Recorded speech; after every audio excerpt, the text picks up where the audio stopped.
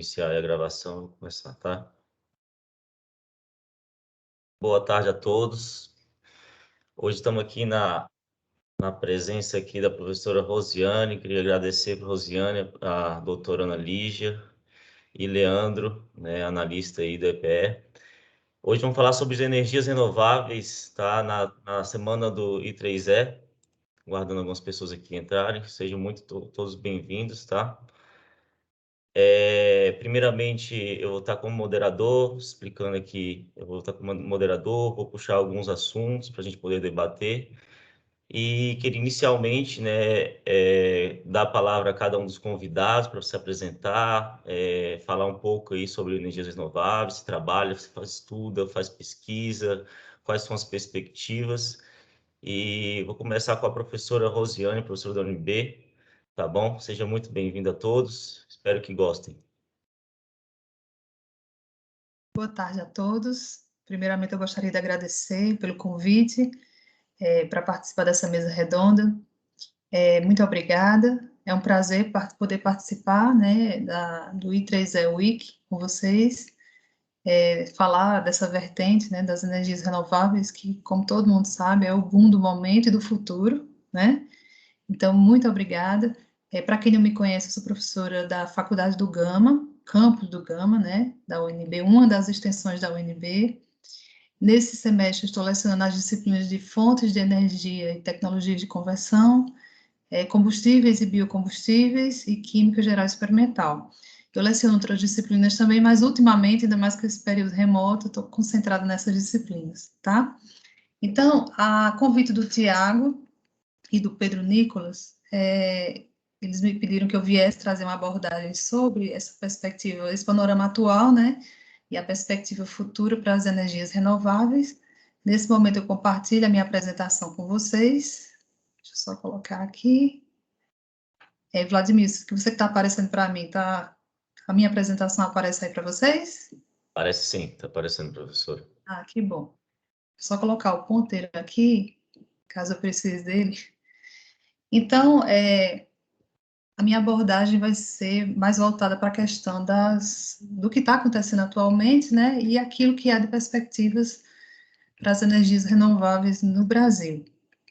Então, eu sempre gosto de falar que é bom a gente saber aonde a gente está, né, mas de onde, como foi que tudo começou, né, como é que tudo se deu início. Então, eu gosto, sempre que eu falo de energias renováveis, eu gosto de falar também dos primórdios de tudo, né, como é que foi essa evolução. Então, aí eu mostro para vocês, nessa primeira linha, o período de 1760 a 1840, época da Revolução Industrial, tem referências que falam aí 1820, mas isso aí varia, né? Que foi um marco para a humanidade no sentido da revolução energética também, a gente pode falar isso, né? Foi a época em que o carvão mineral era utilizado, e com o advento da Revolução Industrial, muitas conquistas, né? Muitas coisas boas aconteceram naquele período, né? Após isso aí, veio o período da utilização do petróleo e seus derivados, e também a descoberta da energia elétrica, né? Então, foi aí, depois da Revolução Industrial, até ali os anos de 1900, que o petróleo teve aquele boom. Todos nós sabemos, né, que ali por volta da década de 70, 1974, por ali, houve uma crise do petróleo no mundo, e aí no Brasil, por incentivo do governo, o Proálcool ele surgiu, e foi a partir daí que a produção de etanol no Brasil, ela teve uma aceleração, né, teve um boom também naquele momento. Depois o petróleo baixou o preço, né, e com isso o comércio e a população passou a utilizar novamente a gasolina, que é um derivado do petróleo, claro, né? Mas o etanol não deixou de ser produzido, inclusive até hoje está incluído na matriz energética, né, do Brasil. E aí, a terceira fase que a gente pode levar em consideração, né, que estamos vivendo inclusive agora, esse período, vai aí do século XX a XXI, e é onde as energias renováveis entram. Eu gosto de salientar dois pontos nesse aspecto. Existe uma turbina eólica, na verdade, que foi criada ali nos anos de 1800, né, naquele século ali. Então, para a gente saber que as energias renováveis, elas não começaram de 10 anos para cá, né? Mas tem muito tempo que já existem pesquisas, existem confirmações, né, artigos publicados de pesquisas que já vêm sendo trabalhadas desde então. Só que o boom das energias renováveis começou, né, do século XX para cá. Então, vamos lá. Antes de falar propriamente das energias renováveis, eu gosto sempre de mostrar a diferença entre matriz energética e elétrica, porque muita gente confunde ainda, né? Então, a matriz energética está relacionada a todos os recursos energéticos que um país, por exemplo, tem disponível, né? Então, tudo que está relacionado a recursos energéticos, seja o petróleo, seja os ventos, vamos falar assim, né? Porque a energia eólica ela é movida por conta da força dos ventos, dentre outras fontes, então, são os recursos que aquele país disponibiliza. Já a matriz elétrica, ela está relacionada a tudo que vai gerar eletricidade, né? Então, tudo que gera eletricidade entra no caso da matriz elétrica, então daí vem essa diferença. Muito bem. E falando em matriz energética, eu gosto de apresentar também a diferença, né, da matriz energética mundial, aqui do lado esquerdo, para a matriz energética brasileira. Então, a gente vê que, por exemplo, a mundial, ela tem como carro-chefe aí, né, o petróleo e seus derivados, além do carvão mineral. Existem outras parcelas de outras fontes, sim, mas predominantemente esses recursos, né? No caso da matriz energética brasileira também, né? Aqui predomina o petróleo e seus derivados, mas aí nós temos os derivados da cana, principalmente o etanol, que eu acabei de falar, a energia hidráulica, o gás natural e outras, né? E aí a matriz energética brasileira, ela é considerada a mais verde do mundo, justamente porque nós temos uma parcela considerável, né, das energias que vêm de fontes renováveis. Então, comparada à matriz energética mundial, a nossa matriz energética brasileira, ela é conhecida como matriz energética verde, inclusive, né, por conta disso. Muito bem. Olhando esse gráfico, a gente observa que, em comparação à matriz energética do mundo, né, e o consumo de energia que é proveniente das fontes renováveis, o Brasil tem uma parcela bem considerável, né, utilização das fontes renováveis comparado à parcela mundial, né? Então, por esse motivo também, né, por mais uma confirmação que a gente vê, outro gráfico que nos mostra que a nossa matriz energética, ela é realmente a mais verde do mundo. Muito bem. Agora, olhando a matriz elétrica mundial e brasileira, a gente vê aqui, né, por exemplo, que o carvão mineral ele tem uma parcela considerável, gás natural, a energia hidráulica também, né, que vem das hidrelétricas. Mas quando a gente olha para o Brasil, a matriz elétrica brasileira, a gente vê que a energia hidráulica, ela tem uma fatia considerável, né, 65%, em torno disso aí. Desculpa. E nós sabemos que estamos vivendo uma crise hídrica nesse momento, porque os reservatórios, né, eles estão com a capacidade bem reduzida para a produção dessa energia. É por isso que todos nós estamos sentindo a questão do peso, né, do valor da energia quando consumimos por conta desse problema. E aí, eu tenho participado, inclusive, de algumas palestras relacionadas a esse tema, né? Inclusive, recentemente, na disciplina de fontes de energia, eu tive a presença de uma pessoa lá do ONS, que é o Operador Nacional do Sistema, que nos trouxe a informação de que, a triste informação, que a tendência é piorar, né? Então, essa crise hídrica que está instalada no Brasil, ela tem uma tendência que, ao longo desses próximos anos aí, ela venha piorar, né? Então, assim, significa que os níveis dos reservatórios, eles provavelmente não irão aumentar, segundo a perspectiva deles, o estudo que já vem sendo realizado a esse respeito, né? Então, a energia hidráulica, a tendência dela é diminuir, apesar de nós sabermos que na nossa matriz elétrica ela ocupa, né, uma parcela considerável, a tendência é essa. E eu não sei se o público já sabe, mas a China, por exemplo, está vivendo o racionamento de energia no momento, né? Eles estão numa crise bem crítica por lá. Eu ouvi, inclusive, hoje no jornal, não lembro se foi na CBN ou se foi na Band, inclusive, que o mesmo pode acontecer aqui se a gente não tiver chuvas nesses próximos meses, aí a partir de novembro, né, e o volume dos reservatórios aumentar. Então, é possível que, se a gente continuar nessa mesma situação, que o ano que vem a gente entre na questão do racionamento de energia. E eu fico pensando, quiçá de água também, né, para consumo. Então, vale também ressaltar que é importante que todo mundo economize tanto água quanto energia, né? A gente tem que ficar ali de olho em tudo dentro de casa para evitar desperdício o máximo possível e a gente consumir realmente só aquilo que a gente necessita. Então, além da energia hidráulica, a gente tem outras parcelas aqui na nossa matriz elétrica, né? O que é gerado de eletricidade por meio da biomassa está aí em torno de 9,1%. Aí vem a eólica, que está com 8,8%, a solar, e aí vem gás natural e derivados de petróleo. Mas o que chama atenção realmente nesse gráfico de pizza é a energia elétrica que vem das hidrelétricas, né? Muito bem. Aqui, mais uma vez, esse gráfico, ele ilustra, né, a utilização de fontes renováveis e não renováveis para geração de energia elétrica no Brasil e no mundo. Mais uma vez, o Brasil desponta nesse sentido, né, porque nós temos energia limpa e renovável, pelo menos até então a gente tem, né, a gente ainda considera que sim, a energia que vem das hidrelétricas, que está aí com essa parcela e somada às outras fontes, de 83%. Muito bem. Agora, trazendo informações, né, do MME, que é o Ministério das Minas e Energia. O Ministério das Minas e Energia já afirma que a energia renovável no Brasil ela corresponde a 50% da matriz energética. A gente viu lá atrás que é ali em torno de 45%, né, já chegando perto de 46%, mas ele já afirma que é em torno de 50%. Isso é muito bom, né, isso para os dias de hoje. Então, a nossa perspectiva no futuro é que realmente as energias renováveis elas venham ganhar espaço, estão ganhando espaço, na verdade, e venham aumentar esse percentual aqui. E aí, o ONS, né, ele afirma que hoje a energia eólica representa quase 11% da matriz elétrica brasileira, mas vai aumentar, né? Em 2025 vai chegar aí a quase 14%. E, de acordo com o Plano Nacional de Energia, né, de 2030 e 2050, a tendência é que isso aqui realmente aumente consideravelmente.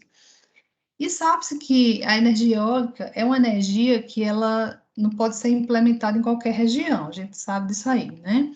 Então, a maior incidência de ventos no Brasil está localizada ali na região Nordeste, é onde se encontram os maiores parques eólicos, né? Então, além dos que já existem, muitos outros serão implementados, em função dessa característica peculiar, né, que o Nordeste tem. E aí o MME afirma, né, que em julho, agora em julho, houve recordes, né, na geração eólica média e 4 na geração instantânea, ou seja, houve picos, né, nesse mês de julho. Então, em um único dia, a média chegou a 11 mil megawatts, né? Isso aí era suficiente para abastecer 102% da região Nordeste, sair durante 24 horas. Foi essa estimativa que eles fizeram, só para a gente ter uma ideia, né, do quanto pode ser gerado em termos de eletricidade por meio da geração eólica. Falando da energia solar, o ONS afirma, né, que ela representa 2% da matriz elétrica do Brasil, mas vai atingir aí 2,9%, né, quase 3% no final desse ano. E a gente sabe que a tendência da energia solar, assim como a energia eólica, é também aumentar, né? Já existem aí também parques já montados e muitos em projeto também já para serem implementados, né? E aí ele afirma que nos últimos 3 anos o crescimento da energia solar centralizada foi de 200%, enquanto a distribuída passou a 2.000, né? E aí, em 2020, a capacidade instalada de energia fotovoltaica cresceu 66%, tendo uma tendência, claro, por tudo que a gente vê, né? E o Plano Nacional de Energia também comenta isso aí, que a tendência realmente vai ser crescer. Então, o futuro realmente é das energias renováveis, nas suas várias vertentes, como a gente está vendo aí. Muito bem. Então, nesse sentido, o fato das energias renováveis elas crescerem, né, isso ajuda no crescimento da matriz energética de energia limpa no Brasil, né? E aí a gente sabe que no início desse ano, em março, houve a cúpula do clima, né, onde o presidente dos Estados Unidos também estava presente, e aí o Brasil tem um compromisso de antecipar, né, a neutralidade climática aí com isso, né, de 2060 para 2050. Então, o compromisso é de neutralizar em 2060, mas com esse cenário que a gente está vendo de crescimento das energias renováveis, a tendência é que diminua aí 10 anos. Então, Claro, vai haver participação das energias renováveis, né, na matriz elétrica, e vai crescer essa participação até 80% em 2030, chegando a 85% em 2050. Então, é uma perspectiva boa, né? Apesar da gente saber que, por exemplo, a energia hidráulica está bem ameaçada, né? Por conta da questão da incidência de chuvas, né? Que tem diminuído a cada ano. Mas, apesar disso, a gente sabe que essas outras fontes, elas estão crescendo exponencialmente, né? Até de forma a contribuir para que a nossa matriz energética e a matriz elétrica, elas venham ganhar um percentual maior dessas energias, né? E aí, aproveitando os potenciais eólicos, solar e de biomassa, no Brasil isso aí será possível, né? Essa neutralidade climática, esse tempo ser reduzido. Além disso, nós sabemos que existem programas, né, como o RenovaBio, por exemplo, e o Proinfa, que eles estimulam a participação das fontes renováveis, né? Que haja crescimento na matriz de energia limpa no Brasil.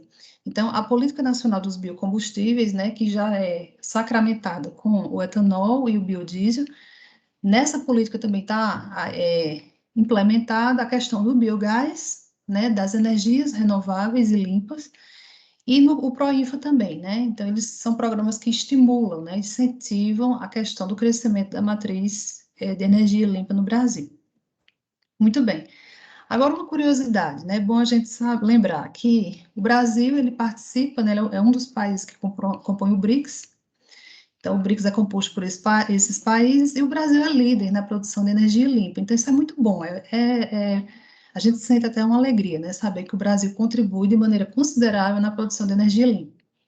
E aí, o IPEA, que é o Instituto de Pesquisa Econômica Aplicada, mostrou, né, por meio de um estudo, que as fontes de energias fósseis, elas atingem 97% na África do Sul, 94% na Rússia, 92% na Índia e 87% na China. Então, realmente, o Brasil é o país líder, né, na produção de energia limpa e a nossa tendência é que essa produção ela continue e aumente. E aí, para a gente ter essa tendência à continuidade, né, da produção de energia limpa, teremos ainda a participação de hidrelétricas, sim, com certeza, mesmo que no percentual menor, a gente não sabe o que é que vai acontecer a partir dos próximos anos, né, apesar de termos uma perspectiva aí, mas sim, as PCHs, que são as pequenas centrais hidrelétricas, e a biomassa também que contribui, né, por conta do etanol e do biodiesel. E, além disso, a grande expansão das fontes eólica e solar, né, que estão aí com tudo, além do processamento dos resíduos sólidos urbanos, a eólica offshore e o hidrogênio verde. Então, só para contextualizar, desculpa, que esse clima seco, ele acaba, né, com a gente. Então, falando rapidamente sobre a questão da gestão dos resíduos sólidos urbanos, eu trago essa informação para vocês de que a matéria orgânica que é gerada para a destinação do lixo, vamos falar assim, no Brasil, ela chega em torno aí de 51%, né? Então, os lixões, de uma maneira geral, estão sendo desativados aos poucos. A gente vê aqui, por exemplo, em Brasília, o lixão da estrutural não existe mais, né? Agora a gente tem aterros sanitários e aterros sanitários controlados, que a tendência dos aterros sanitários é produzir o biogás. Então, a tendência também daqui para frente, com a ascensão do biogás no Brasil, que está crescendo a produção de biogás no Brasil, é que cada vez mais a matéria orgânica que é resíduo, ela seja utilizada na produção do biogás, né? Então, aí a gente vê que nessa matéria orgânica, nesse 51%, entra aí a questão de restos de alimentos, né? Folhas, galhos, grãos, restos de frutas. Então, tudo aquilo que é matéria orgânica serve, é útil, é factível para a produção de biogás. E o que é o biogás, né?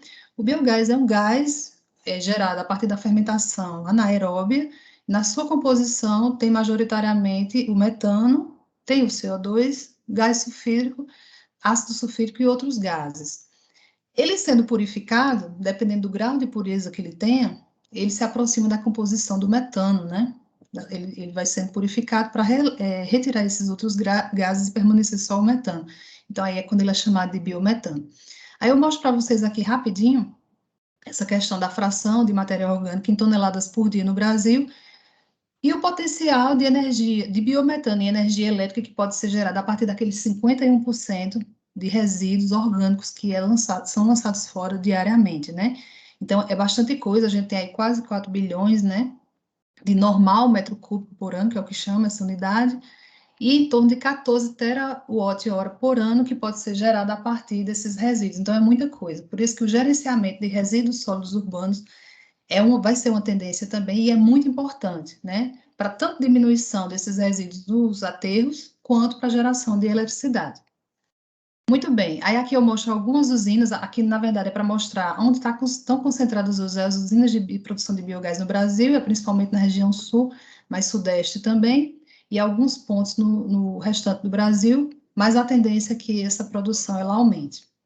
Além disso, a energia eólica offshore, né, é uma tendência também, nós já temos parques eólicos instalados no Nordeste do Brasil, mais precisamente na costa brasileira, justamente por conta da incidência de ventos, aquela região é favorável, mas também há projetos já, né, de parques eólicos que serão instalados no mar, né, para aproveitamento desse potencial eólico. Então, as turbinas são erguidas longe da costa, né, e utilizam os fluxos de ar que aí passam. Elas geralmente são localizadas em alto mar, mas elas ficam longe de rotas de tráfego marinho, de instalações navais que são estratégicas, né, e também de espaços de interesse ecológico. E aí, por meio de cabos submarinos, né, de fibra ótica, elas se conectam com a Terra para mandar lá a questão da transmissão, né, da rede elétrica. E aí, mais uma informação importante, né, que vale a gente salientar e comentar sempre, é que a questão do Programa Nacional do Hidrogênio, né? Então, é o hidrogênio verde que está sendo falado aí. Desculpa, pessoal. Então, em maio desse ano, foi publicado um despacho, né, no Diário Oficial da União, para determinar a realização do estudo da proposição de diretrizes, né, o elencamento de diretrizes para o Programa Nacional do Hidrogênio. Então, o hidrogênio verde também é outro combustível, né, a gente pode dizer biocombustível, porque se for hidrogênio advindo de matérias, de recursos renováveis, ele é chamado hidrogênio verde. Ele vem, né, já está bem forte essa questão e vai ser uma tendência daqui a esses próximos anos, para contribuir com a diminuição de emissões de carbono, né? E aí vai favorecer vários setores da indústria, inclusive a automotiva, mais precisamente os veículos leves, né? Com a eletrificação deles, isso por meio das células a combustível. Então, as células a combustível serão utilizadas, né, nesse sentido, para produzir eletricidade, no caso, por meio do hidrogênio, e aí para abastecer, vamos falar assim, esses carros, os veículos leves. Então, algumas diretrizes do Programa Nacional do Hidrogênio são, né, no caso, ele tem interesse em desenvolver o mercado de hidrogênio no Brasil em bases competitivas internacionalmente, inclusive para exportação, né, a importação do hidrogênio como vetor energético e seu potencial para contribuir para a matriz energética de baixo carbono, e aí, além disso, a diversidade de fontes energéticas para a produção de hidrogênio. Então, hoje, o hidrogênio ele é produzido a partir da reforma a vapor do metano, mas a tendência é que ele seja produzido a partir de fontes energéticas, e aí existe uma infinidade de possibilidades, né? Nós da FGA, só para contextualizar, estamos com a ideia, inclusive, de produzir etanol e biogás para essa finalidade, né? Para produzir a partir do etanol e do biometano, que já não seria mais o biogás, que eu já expliquei, né? Se ele for purificado, a gente conseguir reformar essas moléculas, né? E aí conseguir produzir hidrogênio. Bom, gente, Só a uma minha fala. dúvida aqui, Sim, desculpa te interromper. pode falar. Você poderia explicar para as pessoas que estão aqui presentes a diferença entre o hidrogênio cinza e o hidrogênio verde, né? Eu acredito que muitas pessoas não sabem a respeito de como que é fabricado, né, o hidrogênio verde, né? A senhora explanou um pouquinho. E a gente também tem o hidrogênio cinza, né, que é de fontes aí como carvão, né, que a gente Sim. tem. Não, É a a grande diferença. diferença. Eu não sei quem me perguntou, porque eu não estou vendo a Eu, sala. Vladimir. Vladimir. Vladimir, a diferença é basicamente essa que eu falei, né? Quando a gente está obtendo hidrogênio a partir de fontes energéticas renováveis, então a gente tem o hidrogênio verde. o hidrogênio obtido de fontes de origem petroquímica, que seja, né, de outras fontes que não sejam renováveis, né, principalmente as que não são renováveis, então aí ele não é o hidrogênio verde, é o cinza, no caso, como você falou. Tá, mas como é que eu poderia obter o hidrogênio verde, né, que é o assunto do momento, vamos falar assim? Existe uma infinidade de possibilidades. Então, por exemplo, existem processos termoquímicos, como a pirólise e a gaseificação, em que é possível eu carbonizar matéria orgânica, madeira, por exemplo, e a partir do controle de temperatura e de pressão, por exemplo, e demanda de oxigênio, eu conseguir, por meio desses dois processos, por exemplo, obter hidrogênio, que seria hidrogênio verde, né? Outra possibilidade é produzir biogás, por exemplo, que aí eu vou ter o biogás, em que a composição majoritária é do metano, né, CH4.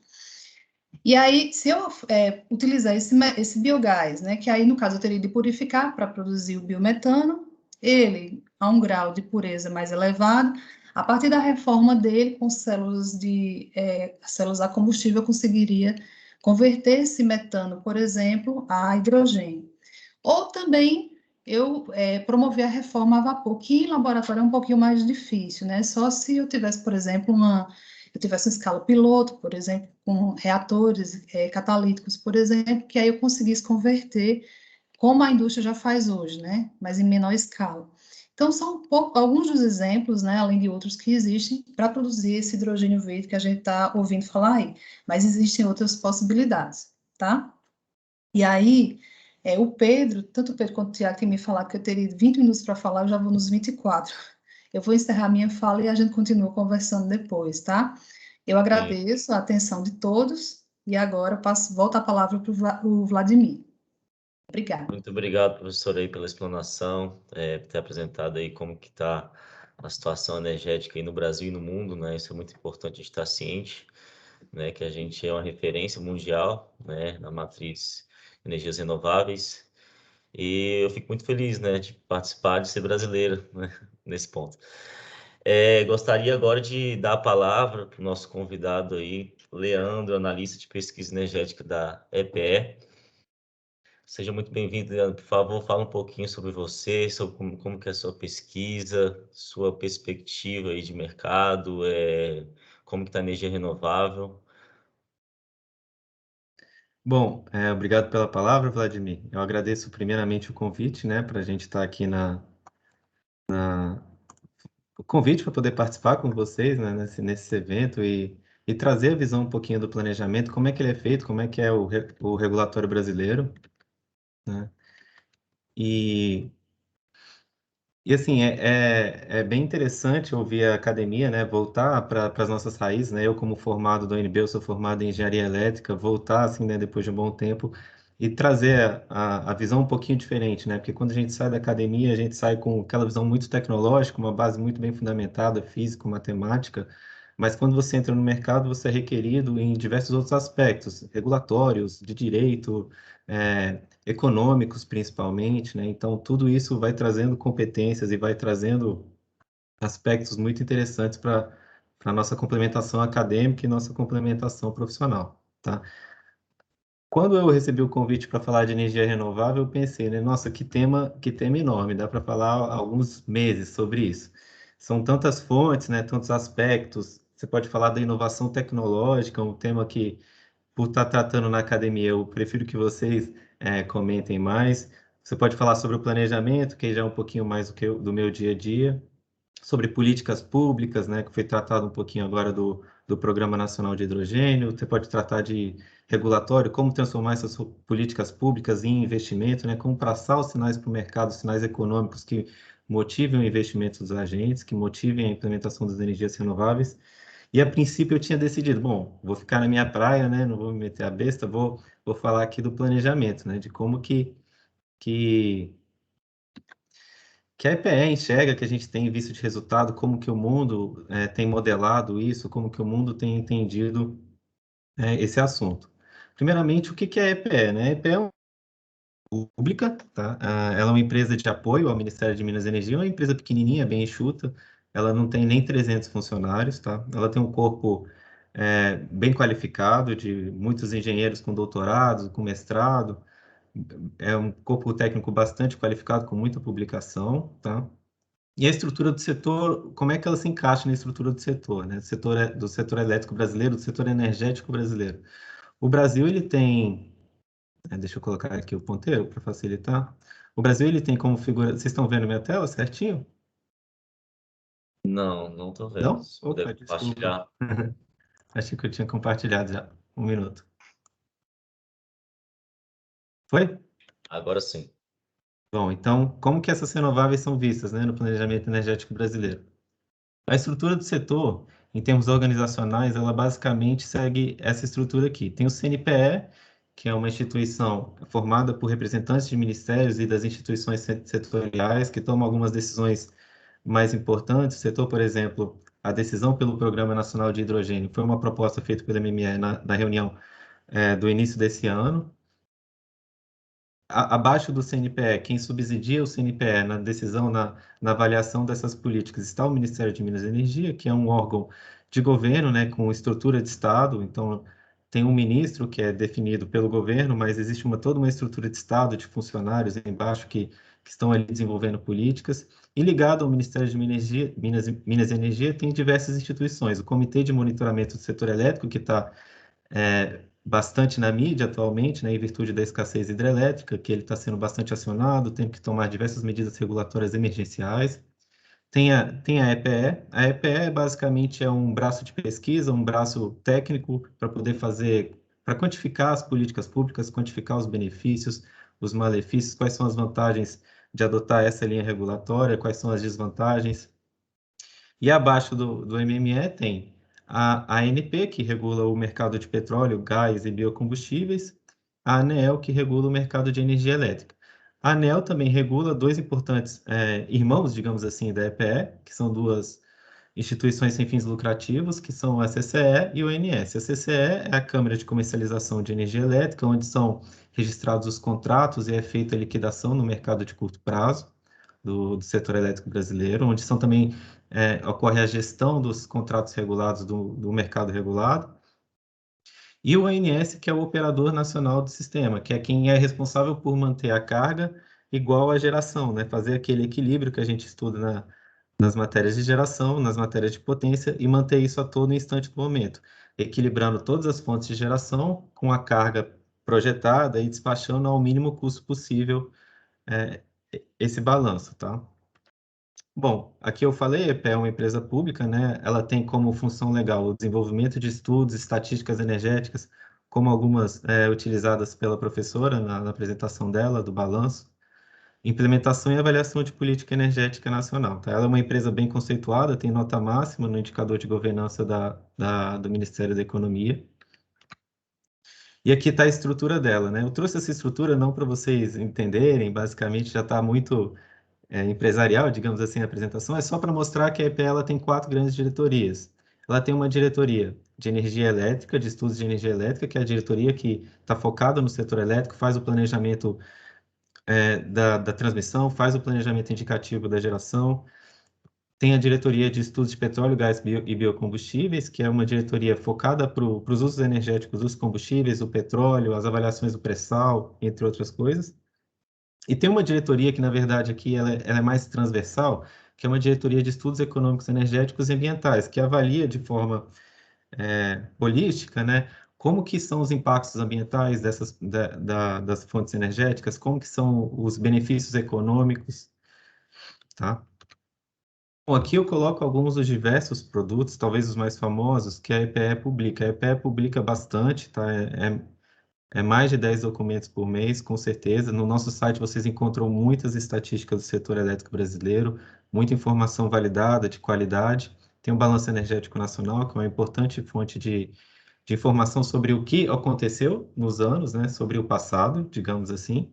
Tem o Plano Decenal, que é um plano de 10 anos para o futuro, talvez seja o principal documento da EPE, é um planejamento integrado das fontes de energia para poder atender a visão econômica de crescimento do Brasil, para atender a visão econômica, a visão de necessidades de energia do sistema, e além de outros diversos documentos, como o Atlas de Eficiência Energética, com sugestões e tecnologias on the edge, né, para poder fazer eficiência energética no mercado.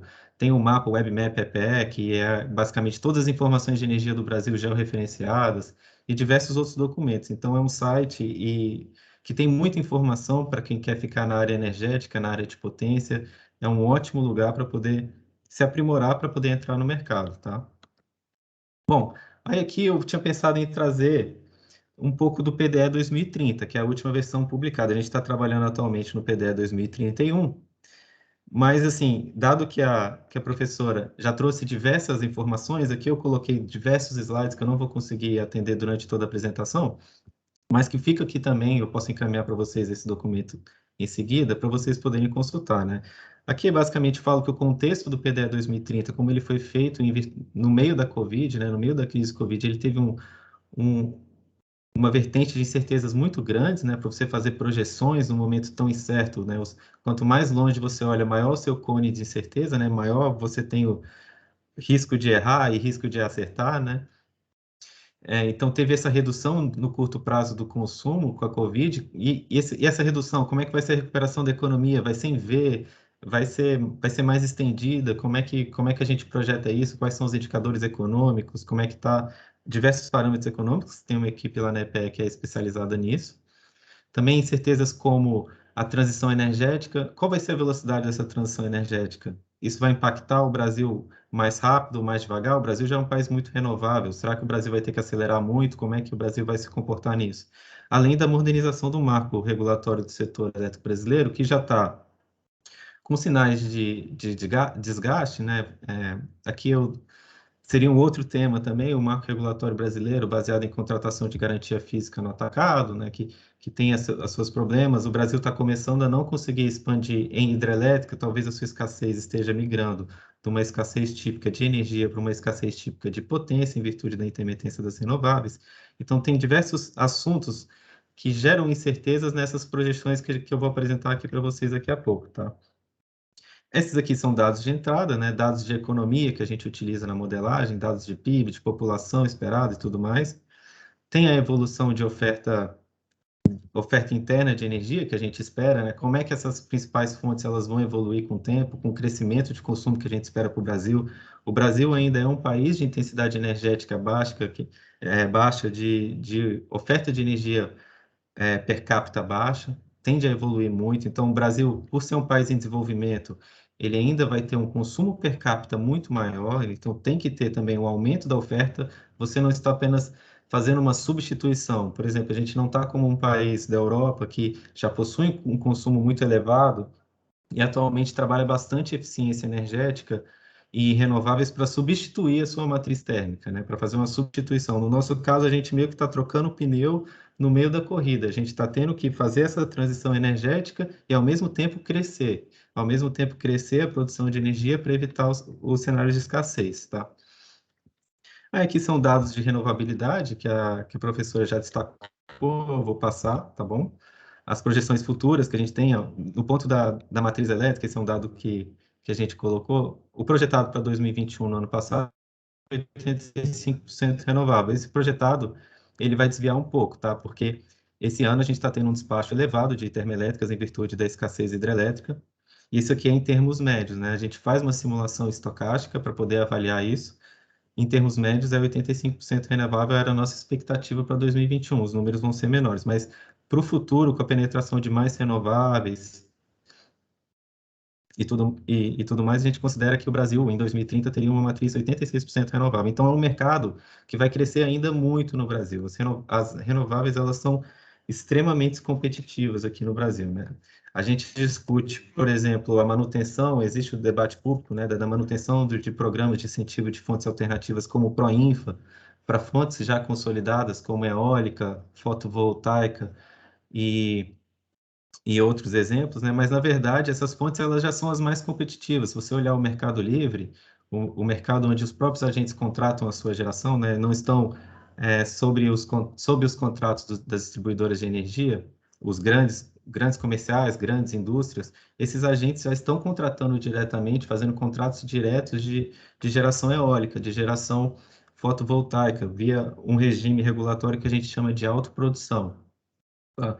Então, Se você olhar, será que precisa realmente de subsídios? Essas fontes renováveis já consolidadas, eólica e fotovoltaica, será que elas ainda precisam? Inclusive, já adiantando bastante, depois eu volto um pouquinho na metodologia, se você olhar, a gente fez um ORIF, né? O que é um ORIF? É um cenário alternativo em relação à referência de expansão que a gente considerou, avaliando a proposta ano passado que estava em discussão na MP 998 sobre a revisão de encargos e incentivos. Hoje em dia, as fontes renováveis elas possuem um desconto na tarifa de uso do sistema de distribuição e do sistema de transmissão. Aí a gente fez a avaliação usando os nossos modelos, o MDI, que é um modelo de decisão de investimento, tá? Um modelo baseado em programação interamista, tá? Acoplado ao New Wave, que é o modelo de programação dinâmica dual estocástica que a gente faz para poder otimizar essa decisão, né? É um problema você decidir que como a gente tem recursos energéticos renováveis, isso aqui é um parênteses, tá, gente? É porque eu não sei o nível que está que vocês conhecem do setor elétrico brasileiro, mas como é que é feita a operação, né? A operação ela é feita, a decisão que a gente toma hoje, como a gente tem muita hidrelétrica no sistema, impacta no futuro. Se a gente usar toda a água hoje, para poder fazer a geração hidrelétrica e não chover, amanhã a gente pode ter falta de energia. Se a gente usar, se a gente não usar água e despachar só termoelétrica, pode ser que chova e no futuro você tenha que desperdiçar essa energia fazendo vertimento, tá? Que é quando você não passa a água pelas turbinas das hidrelétricas. Você abre o vertedouro, né, que é aquela comporta que tem na usina e deixa a água passar sem gerar energia. Então, esse dilema do operador ele é resolvido com um problema onde onde a gente modela todas as equações de geração, todas as características das hidrelétricas, das termoelétricas, das renováveis, para poder fazer essa decisão acoplada no tempo, né? Será que eu uso meu armazenamento de água agora ou será que eu uso depois? E assim que é feito a despacho da geração centralizada. E quando a gente utilizou esses modelos para poder fazer essa avaliação de revisão de encargo e incentivos, da TUG, do desconto, né, de TUG e TUG, das usinas renováveis, eólica, fotovoltaica, biomassa, quando a gente tirou esse incentivo, ou seja, deixou as fontes um pouquinho mais caras para o modelo, na verdade ele continuou expandindo essas fontes. Então, o que que acontece? Qual é a conclusão que a gente tem a partir dessa avaliação? De que elas não precisam mais desse subsídio. O capex dela, o valor que precisa para poder inserir essas fontes no sistema, para fazer o investimento e essas fontes se tornarem viáveis, já é tão baixo que ela é mais competitiva do que as termoelétricas, por exemplo, que seriam as outras opções. Então, fazendo essa modelagem aqui, a gente observou que, na verdade, a variação de eólica foi quase uma variação numérica, aqui, em termos de grandeza, para o nosso modelo. E quando a gente fez a expansão ainda avaliando a retirada dos incentivos a GD, né, fazendo um cenário de GD um pouquinho mais baixo, com o que seria alinhado para quem conhece o mercado de geração distribuída, né? E aí são os painéis fotovoltaicos nas casas, nas indústrias. Um cenário alinhado, esse cenário um pouquinho mais restritivo, seria um cenário alinhado com o que a ANEEL havia proposto na alternativa 5 da alteração da resolução da 412, 412, E, e a gente observa que se você tira o incentivo da geração distribuída, a geração distribuída realmente diminui, vai entrar menos, porque ela perde competitividade. Hoje em dia vale muito a pena, o payback é muito rápido, é um investimento muito bom para ser feito, muito competitivo, né, em relação à tarifa das distribuidoras. Mas se você retira isso e diminui a GD, quem entra no lugar, quem o modelo opta para colocar no lugar, acaba sendo fontes renováveis, porque elas são as mais competitivas do ponto de vista centralizado. Então, o que entraria de GD, na verdade, entra como fotovoltaica, como eólica, tá?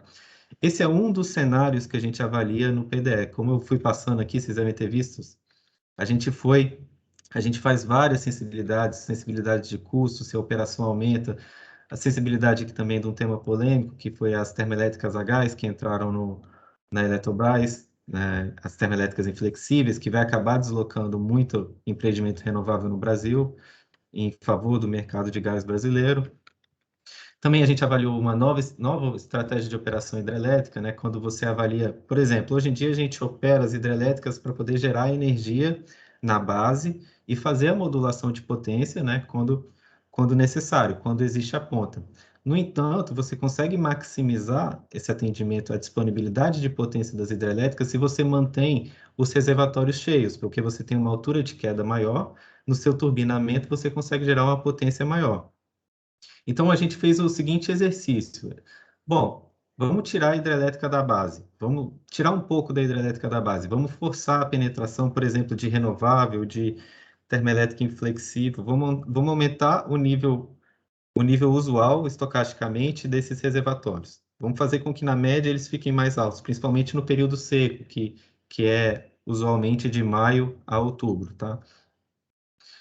O que a gente ganha no sistema com isso? O que a gente tem de legal na operação e na expansão do modelo? A gente viu que a expansão ela fica mais renovável, a operação fica mais renovável, porque você vai estar deslocando as hidrelétricas com energia renovável gerando na base, ou seja, você coloca eólica e fotovoltaica, que são as fontes mais baratas, gerando na base, você desloca toda essa produção hidrelétrica, você segura mais água nos reservatórios, claro, respeitando as dificuldades de restrições ambientais, de defluência mínima, e você consegue atender mais potência com as hidrelétricas, mesmo nos cenários mais críticos, que é onde a gente avalia os critérios de suprimento, né?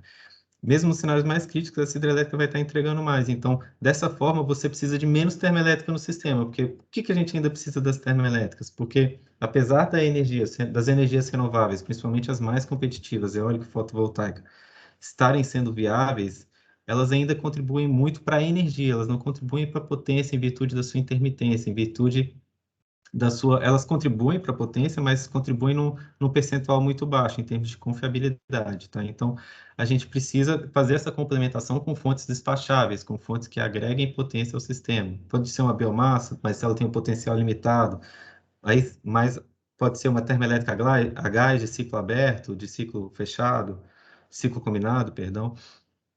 Enfim, são diversos problemas que a gente trabalha aqui no planejamento, tá? Aqui no material, para quem quiser, eu acho que eu já estourei meu tempo, eu imagino.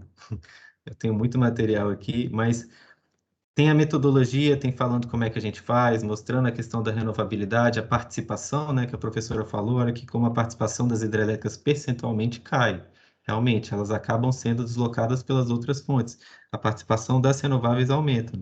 A participação das termoelétricas reduz um pouquinho, mas se mantém estável de certa forma, porque existe uma descontratação nesse horizonte, no primeiro quinquênio aqui, de termoelétricas a óleo, de termoelétricas mais poluentes a diesel, que seria recompensada por uma penetração de termoelétricas menos poluentes com um custo variável unitário mais barato, que são as termoelétricas a gás. Bom, Vladimir, se você precisar me Bem, interromper, você me fala, voltando mas eu àquele tenho muita gráfico informação. rapidinho, Qual seria? esse último gráfico que você apresentou, você acha que vai haver alguma intersecção e a energia renovável conseguir superar aí a potência, né, nessa projeção futura, as hidrelétricas? Bom, no horizonte até 2030, considerando o que a gente projeta de aumento de carga, não, tá? Porque o aumento de carga que a gente tem até 2030, né? Ele não exige uma expansão que faça isso ser superado, tá? Mas basicamente, se você olhar 2050, um horizonte maior, caso o Brasil não tenha tantas medidas de eficiência energética e continue tendo um crescimento elevado, e aqui a gente considera um crescimento de carga, de certa forma, otimista, tá, Vladimir? Porque a gente considera, por exemplo, um crescimento de PIB de 3,5% ao ano, no horizonte de 10 anos. Isso o Brasil, infelizmente, não tem atingido, né? Principalmente na última década, com as crises e tudo mais. O crescimento econômico e o crescimento de carga, eles possuem um fator de correlação muito alto, tá? Então, normalmente, por exemplo, agora a gente está tendo um crescimento de carga em virtude da recuperação econômica também do país. O país diminuindo as restrições de Covid, né? O boom de commodities com todo o desbalanceamento internacional. Então, tem uma correlação muito alta, mas não nesse horizonte. Nesse horizonte não é esperado que as fontes renováveis em capacidade ultrapassem a fonte hidrelétrica, que é muito representativa no Brasil. E é um recurso, assim, é importante ressaltar, Vladimir, é um recurso importantíssimo, porque as hidrelétricas, pela capacidade de armazenamento brasileiro, ela pode atender até um período de 5 meses de energia. A capacidade de Independente, armazenamento. Isso. A capacidade de armazenamento pleno que a gente tem hoje, a energia armazenada que a gente conseguiria, imaginando que a gente estivesse na cota máxima em todos os reservatórios, ela dura quase 5 meses, atendendo toda a carga do Brasil. Um montante de armazenamento enorme, né? O mundo inteiro gostaria de ter esse armazenamento para poder amortecer a penetração de renováveis, né? Tanto que existe um desenvolvimento muito relevante de baterias e sistemas de armazenamento no mundo, tá? Exatamente. Mas, assim, é bem importante destacar, e é um recurso renovável implementado. É claro que tem todo o impacto de implementação de hidrelétricas, a gente vê uma dificuldade muito grande. O Brasil não desenvolveu todo o seu potencial hidrelétrico, existe muito potencial hidrelétrico na região norte, mas são regiões sensíveis, com impeditivos indígenas, com impeditivos ambientais, sociais, né, que são muito relevantes e às vezes fazem o projeto não valer a pena ser implementado. A gente tem o exemplo de Belo Monte, né, que foi um projeto enorme, é uma capacidade enorme, mas existem muitas críticas na forma que isso foi implementado, na forma que foi decidido, né, na época e atualmente ela opera numa condição muito sazonal, né. Um ponto interessante, eu fiz umas anotações, se você me permitir, Vladimir, rapidinho, Sim, da fala da professora, né, sobre a escassez hídrica, né? A escassez hídrica que a gente está vivendo atualmente é importante destacar. A gente opera o sistema com cenários, né? Fazendo avaliação estocástica desses cenários. Qual a probabilidade de acontecer essa chuva que aconteceu mês passado, dada essa chuva que aconteceu mês passado, qual a probabilidade de chuva para os meses seguintes? E aí você opera o sistema. Os índices pluviométricos e de vazão que a gente está tendo atualmente são os piores do histórico, desde 1931. Tá? Então, a gente até tem cenários parecidos na modelagem, porque a gente faz uma distribuição sintética a partir desses 91 anos, mas assim, é um percentual 0,000 de probabilidade na distribuição que a gente usa atualmente. Se as mudanças climáticas vão impactar e vão fazer essa crise hídrica ser permanente e o recurso hidrelétrico diminuir, é algo que ainda existe muita dúvida. Existe a percepção de que vai diminuir as vazões do Brasil, até pela questão de ocupação, desmatamento também, que é um outro problema, mas não sabe exatamente o montante, né? O quanto que isso vai retirar de energia hidrelétrica no Brasil. Isso impacta muito nessas crises, né? Como a gente está vivendo, infelizmente, agora, né? E realmente, o apelo de economizar energia, economizar água é super relevante, é super importante, porque isso gera inflação, gera aumento da energia elétrica, porque se precisa despachar as termoelétricas, isso vai gerar correções relevantes nas revisões tarifárias, e isso acaba afetando a camada da população mais humilde, né? Porque a inflação ela acaba afetando muito mais quem é mais humilde. Então, tinha outras coisas para falar que eu achei legal sim. da fala da professora, mas vamos em frente aí, senão eu vou tomar tudo. Muito Muito, obrigado, Vladimir. muito obrigado, Leandro. Muito obrigado aí pela apresentação, explanação aí da EPE, né? Muito importante os dados que você apresentou. Né? E com esses dados que a gente consegue fazer algumas apresentações, né? Mostrar tanto para clientes como para alunos, né? Como que hoje se encontra o Brasil, tá? Não vou prolongar muito. Agora eu gostaria de convidar a doutoranda Lígia, tá? Doutoranda em Desenvolvimento de Ciência Sustentável na UNB, né, Lígia? Poderia falar um pouquinho aí como que está a sua pesquisa, sua perspectiva Brasil, diante aí da professora, do Leandro. Claro. Olha, Vocês estão me escutando? sim, Tá, vamos lá. Estão vendo minha tela? sim, Tá, legal. Bom, eu sou Lígia, quero agradecer também pelo convite para participar. Fui convidada pelo Pedro, né, que chegou a mim através da professora Cristiane Barreto, do CDS. Estou muito feliz de estar aqui. Eu vou falar da universalização, né, do acesso à energia na Amazônia, soluções e os desafios, e não só para a Amazônia, né, consequentemente para o Brasil, porque a Amazônia é a região principal, né, a última fronteira do acesso à energia. Eu sou, então, doutoranda no Centro de Desenvolvimento Sustentável, da UNB. A minha pesquisa é bem interdisciplinar, eu não sou da área mais técnica, né? Eu também não sou da engenharia, sou gestora ambiental de formação. E eu trabalho numa ONG, tem 7 anos, numa ONG chamada Ideias, que trabalha com modelos de acesso à energia para essas regiões remotas, né? Eu estou atuando também pela UNB num projeto que é o pilar solar, que é um contexto bem diferente da apresentação que eu escolhi fazer hoje, né? Que é mais na rural, né? E o projeto Pilar é áreas urbanas de baixa renda. Mas aí no finalzinho eu falo lá um pouquinho sobre ele para quem tiver mais interesse. Vamos lá. Vamos começar falando dos dados estatísticos, né? O Brasil atingiu um nível muito alto de acesso à energia para a população. Esse é um dado do IBGE. 99,8% da população brasileira tem acesso à energia elétrica, e aí, em comparação com outras nações em desenvolvimento, né, o Brasil está bem avançado, quase atingiu a universalização. Então, muito legal, né, como você falou, Vladimir, a gente fica olhando para essas coisas e, nesse aspecto, fica muito feliz, né, de ver a nossa situação no Brasil. Também com os dados que a professora Rosiane trouxe. Bom, isso aqui aconteceu, então, com esse modelo, né, de geração de energia centralizada, né, mas isso não é possível em todos os lugares, né, como a gente vai ver, e aí é por isso que tem esse 0,02, né, sem energia, que está com muita dificuldade da gente conseguir chegar lá. Então, esses quase 100%, eles são atendidos assim, né? A maior parte da população está próxima do sistema de distribuição, que são as linhas aqui em amarelo, né? E outras mais longe são atendidas pelos sistemas isolados, né? Que são em torno de 270 usinas, que geralmente são termoelétricas, né? E aí a rede é estendida para essas comunidades isoladas, né? Esses são sistemas isolados. Esses daqui também, eles têm bastante intermitência no atendimento, né? Porque é comum que, né, nessa extensão aqui da rede, né? Por exemplo, uma chuva pode derrubar um poste, aí pronto, fica uma semana sem energia até identificar e corrigir, né? Imagina, chove pouco aqui, né, na Amazônia. Mas aqui no meio ainda tem comunidades mais isoladas, né? Que são as comunidades chamadas remotas, para onde não é possível estender a rede de nenhum desses sistemas, né? Eu vou focar nessa apresentação nessas comunidades remotas, especialmente na Amazônia, que é onde está mais concentrado esse tipo de comunidade. E aí elas são comunidades remotas porque são grupos pequenos de famílias que vivem aqui ao longo do rio.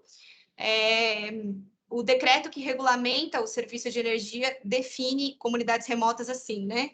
Então, pequenos grupamentos de consumidores situados em sistema isolado, afastados das sedes municipais e caracterizados pela ausência de economia de escala ou de densidade. Então, algumas dessas comunidades chegam a estar um ou 2 dias distante da cidade mais próxima, né? Porque a distância, né, a gente fala na Amazônia em dias, em tempo, assim. E aí, isso também, dessa distância também depende da variação do nível do rio, porque depende se é cheia ou seca, né? Aí você consegue andar mais rápido ou não, cortar caminho, né? Então, essa aqui é uma comunidade na Reserva de Desenvolvimento Sustentável Amanã, de um projeto de energia com o Instituto Mamirauá.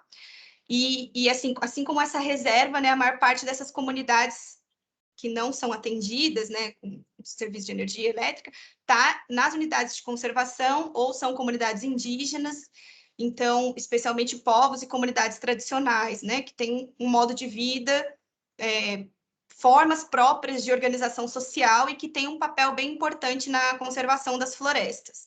E aí, justamente, o que o Leandro falou, né, ali tem muito conflito e aí é uma população, são populações que geralmente são atingidas, né, pelos grandes projetos de energia, mas como são grupos muito pequenos, né, eles ficam sem energia. Então, é uma grande incoerência ainda que a gente precisa conseguir resolver, né? E aí, falando um pouco dessas localidades remotas, e aí antes eu queria fazer uma ressalva de que não são todas, né? É claro, porque a Amazônia é gigante, mas eu vou falar especificamente dos lugares com os quais eu tenho trabalhado, né? Eu estou pesquisando, que são comunidades ribeirinhas no Pará, Amapá, Amazonas, né? Em áreas de várzea. Porque esses rios, eles têm uma grande variação no nível da água, chega a 12 metros de variação, e aí, dependendo do local, varia todos os dias, ou então varia, ficam meses do ano cheio e outros meses seco, né? E aí isso influencia tudo, né? Demanda uma dinâmica de vida completamente adaptada para essas condições, desde o acesso a alimentos, ao peixe, por exemplo, né, como para o próprio acesso à água, né? Então, essas comunidades têm um baixo índice de acesso à água tratada, a economia não bancarizada, a população é agroextrativista, então, basicamente, vive, né, de pesca, açaí, agricultura. E aí, para suprir as necessidades energéticas básicas, essas populações dependem de gerador, né, a diesel, que são geralmente comunitários ou são individuais. E aí, ou a comunidade tem várias formas, né? Ou a comunidade faz um rateio para comprar o combustível, ou às vezes o recurso é doado pelas prefeituras para atender, por exemplo, a escola da comunidade, aí aproveita e usa para todas as casas, né? Quando tem, geralmente isso é quando tem EJA, né? Quando tem ensino de jovens e adultos. E aí, em algumas comunidades indígenas, o custo de entrega do combustível é mais caro do que o tanto de combustível que é entregue, assim, né? O custo de você levar, quando você gasta de combustível para chegar lá de barco, já é mais do que o que você consegue até levar para entregar, né? Então, é uma coisa assim que não faz muito sentido mesmo quando a gente olha para esse modelo, né? O custo do combustível também é bem alto, né? Nesses locais, geralmente tem alguém que vende, né, um barco que vem da cidade, mas é uma cadeia que já está bem consolidada, né? Então, é bem fácil você encontrar alguém para, por exemplo, arrumar um gerador ou que venda combustível, né? Que aí tanto para os barcos quanto para os geradores, né? Para o motor de luz, que eles chamam. E aí isso tem várias implicações, né? Que a gente consegue imaginar. Então, em relação à conservação dos alimentos, eles não têm geladeira, né? A geladeira só funciona, então, 4 horas por noite, né? Que é o tempo que o gerador funciona. E aí, então, você não consegue conservar, né? Então, ou você salga os alimentos, ou o peixe, né? Ou você limita a pesca e a coleta dos produtos florestais para que eles não estraguem, né? Então, você tem que trabalhar muito mais todo dia ali para conseguir conservar, não, né? Já que você não consegue conservar o alimento. Aí, no caso do açaí, que é vendido para a cidade, né? Praticamente todo o açaí, né? Todo o açaí que a gente consome aqui também, ele vem da Amazônia, né? E vem de comunidade. Então, não dá para vender a polpa, porque a polpa é o produto já beneficiado, né? E aí acaba tendo uma dependência também de atravessadores, né? Para escoar essa produção de açaí, que são barcos maiores que têm essa condição melhor de refrigeração. Então, são várias demandas de energia, né, que podem variar de uma comunidade para outra, também depende da atividade produtiva, né? Então, são demandas de várias ordens, né? Tanto da atividade produtiva, que é mandioca, né? Farinha, né, de mandioca. Mas também pode ser, então, uma demanda familiar ou comunitária, né? A própria escola, né? Então, para vários aspectos de saúde, educação, desenvolvimento, precisa, né? De uma energia mais constante. Porque a energia é um vetor também para o desenvolvimento na medida que ela vai subsidiando essas atividades todas, né? Essa é uma comunidade que fica bem pertinho de Belém, né? Nas ilhas de Belém, onde foi feito um levantamento. Então, imagina, né? Está dentro de uma capital do país, né? E aí a despesa lá com energia, eles também têm gerador, né? Que agora tem um projeto de energia lá, solar, mas a despesa com energia chegava, né, quando a gente fez esse levantamento, a 25% da renda familiar, consumia 25% da renda familiar. E aí eles têm a despesa relacionada à compra com gerador, o custo do deslocamento para comprar o combustível, para comprar gelo, tem muita compra de gelo também, pilhas, querosene, né? E aí, voltando, acho que aqui não veio, né, a imagem. Não, não apareceu, não. Que estranho. Bom, era essa daqui, deixa eu voltar, era a mesma. Aqui.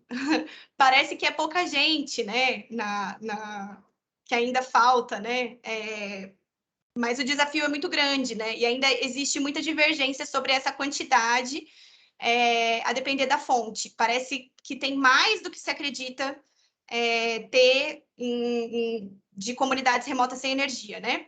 E essa divergência é, em primeiro lugar, porque a referência que a gente tem mais recente é do censo de 2010, né? Geral, assim.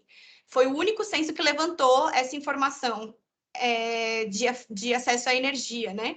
E aí as estimativas ao longo dos anos são da PNAD, né? E aí essa pergunta foi retirada do próximo censo, de 2020, né? O censo que não foi realizado, não tem a pergunta de acesso à energia. Então, na verdade, a gente, né, esse dado, essa informação é muito questionada na literatura, né, nas publicações, qual que é o real número. E aí tem uma estimativa mais recente, que teve muita divulgação no ano passado, que foi feito, é um estudo do IEMA, que tem essa estimativa de que haja 1 milhão de pessoas só na região da Amazônia sem energia, né? E aí, nesse estudo, eles usaram uma metodologia georreferenciada, e aí localizaram, então, quais são as populações atendidas pelos sistemas isolados, né, aqui, e aí também pelo sistema conectado, né, nacional, nesse primeiro quadro, e aí, então, eles chegaram aos quais são os não atendidos, né? E aí, somando esse número, né, de quase 1 milhão de pessoas sem energia na Amazônia Legal, né? O que está bem acima da referência que vem sendo utilizada até como monitoramento, por exemplo, das metas dos ODS, né? Então, a gente tem lá um quadro do IBGE que faz um monitoramento de todas as metas, e a do ODS está lá constando que tem uma quantidade bem menor do que isso aqui na região norte. E aí, qual que é a solução, né? A previsão de atendimento do serviço público é com sistemas de energia solar específicos, né? Então, são ou esses microsistemas de geração e distribuição, ou um sistema utilizado para o atendimento de uma única unidade, né? De uma única casa, uma única unidade consumidora. E aí, a instalação deve ser feita pela distribuidora, a responsabilidade dos sistemas é da distribuidora, e os custos recaem sobre as tarifas de eletricidade, que é uma tarifa social, né? E aí os desafios aqui são vários, né? Porque imagina numa região assim, tão isolada, né? Então, como é que você faz a manutenção desses locais tão distantes? Como é que você faz a cobrança? Porque é um formato de prestação de serviço completamente diferente do convencional, né? Do que a gente está acostumado e que nos levou a um sucesso ali, que eu consegui chegar quase à universalização, mas esse pouquinho que falta, ele é bem diferente, e aí representa esse enorme desafio, né? E aí, até agora, então, não foi possível chegar nessas populações com os sistemas, né? E embora já tenha, né? Isso era uma parte do programa Luz para Todos já há um tempo, mas aí agora foi lançado um programa específico para o atendimento dos remotos, que é o programa Mais Luz para a Amazônia, com o objetivo de alcançar, de fato, a universalização, né? Mas a previsão é só daqui 8 anos que isso aconteça, né? E mesmo assim tem grandes expectativas com esse programa. O legal é que ele reconhece que precisa de uma solução única, assim, dá uma atenção exclusiva para essa região, né? Então, um ponto bem positivo, né? Mas a questão é que são várias soluções únicas, né? Porque é um universo de comunidades aqui diferentes e ainda ficam essas dúvidas de como que vai ser feito a cobrança, a manutenção, quem que tem conhecimento da comunidade mesmo, geralmente é a própria comunidade, as próprias prefeituras não têm tanto conhecimento ali das dinâmicas sociais, né? Então, tem muitas coisas que são específicas ali que ainda tem dúvida, né, se esse programa vai conseguir realmente avançar em relação ao programa anterior, né, que não conseguiu.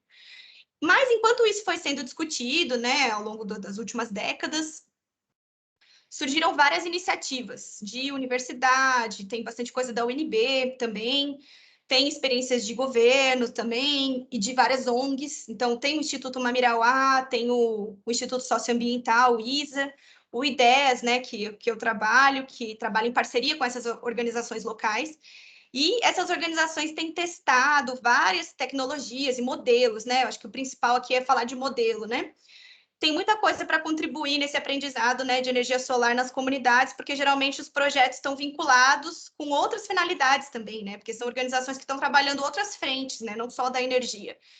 E esses projetos também são fruto de um acúmulo, né, de experiências passadas, de lições com projetos anteriores que já aconteceram e que tiveram problema, né? Então, foi aprendendo com isso.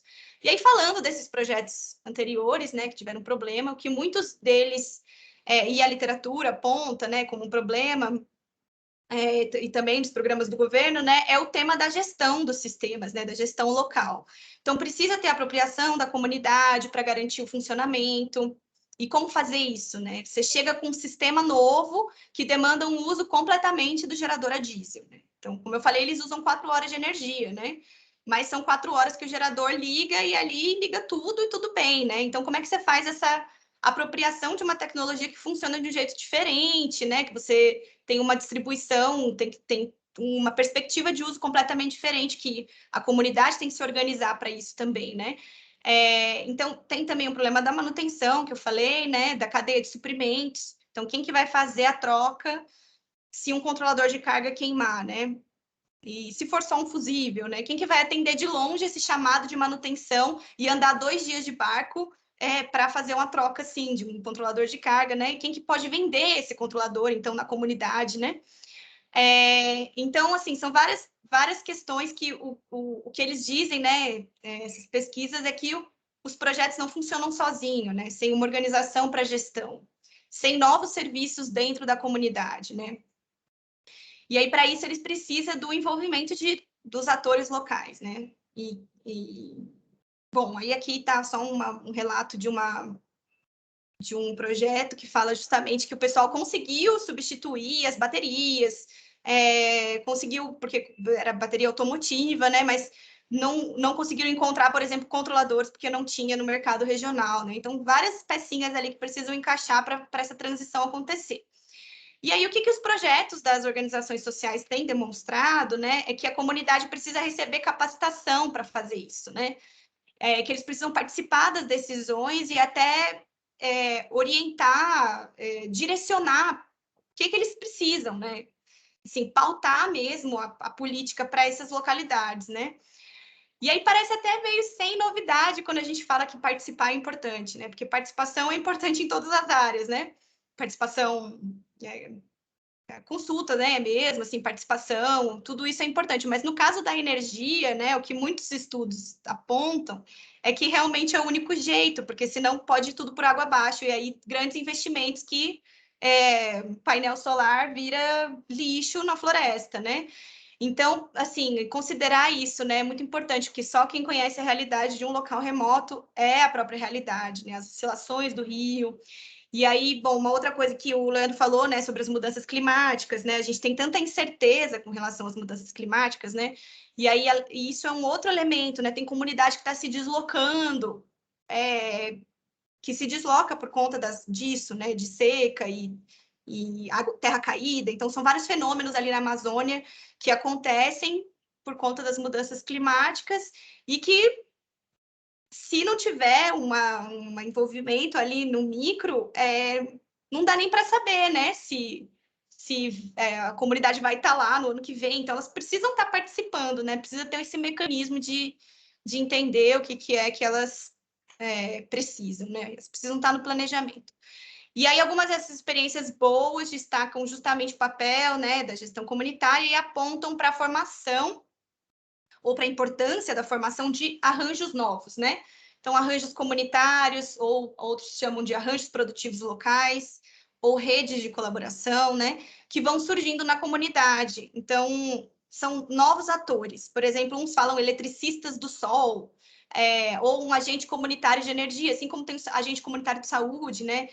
São prestadores de serviço, vendedores, né, pessoas que fazem isso ou voluntariamente ou não, mas que precisam ser considerados e que já estão surgindo, né, nesses projetos bem-sucedidos, isso já acontece.